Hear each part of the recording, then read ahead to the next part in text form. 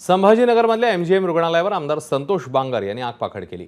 हिंगोलीतल्या 13 वर्षांच्या मुलीवर रुग्णालयात उपचार करण्यात आले। डेंग्यूच्या उपचारांसाठी रुग्णालयाने तब्बल 6 लाखांचं बिल केलंय। हा प्रकार संतोष बांगर यांच्या निदर्शनास आल्यावर त्यांनी चौकशी केली असता अतिरिक्त बिल घेतल्याचं उघड झालं।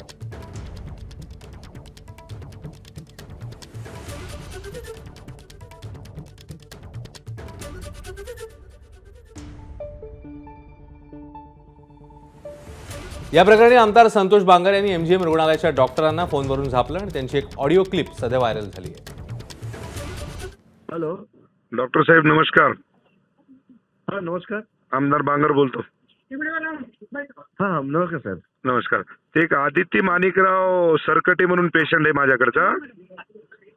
हो हो हो हो हो साहेब ते 3 लाखाचं मेडिकल आणि 2,85,000 रुपये तिचे फी मेडिक म्हणजे हे झालंय बिल झालंय।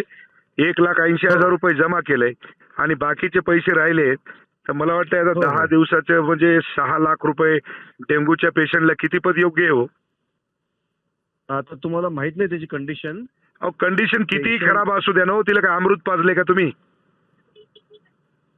10 दिवसाचे 6 लाख रुपये कशाला म्हणतात?